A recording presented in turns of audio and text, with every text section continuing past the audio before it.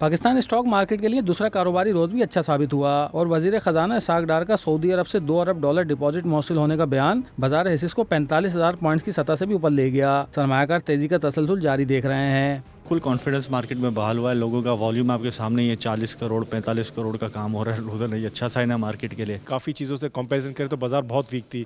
अब 22% पे अगर इंटरेस्ट रेट देखा जाए तो इंटरेस्ट रेट ज़्यादा होने की वजह से बाजार में अभी भी पोटेंशियल है। वक्त के साथ साथ जिस तरह अब इंटरेस्ट रेट कम होगा तो मज़ीद बाजार और बढ़ जाएगी। करेंसी डीलर भी सऊदी अरब से $2 अरब मिलने के बाद खुश नजर आ रहे हैं। इनको उम्मीद है कि डॉलर की कीमत में कमी का जो सिलसिला शुरू हुआ है वो मजीद चंद रोज जारी रह सकता है। ये वक्ती तौर पे तो प्रेशर कम होता नज़र आ रहा है। एक हाइप क्रिएट करते हैं लोग, जिससे मैनिपुलेशन भी है और स्पेकुलेशन भी है बैंक्स के अंदर और दीगर जगह तो। लेकिन मुझको ओवरऑल लॉन्ग टर्म में रुपए पे प्रेशर नज़र आता है। इंटरबैंक मार्केट में डॉलर की कीमत 2 दिन के बाद दोबारा नीचे आना शुरू हुई है और एक दिन में डॉलर ट्रेडिंग के दौरान ₹1.30 तक नीचे जाता देखा गया है। कैमरामैन मोहम्मद रिजवान के साथ तलकीन जुबैरी, डॉन न्यूज़, कराची।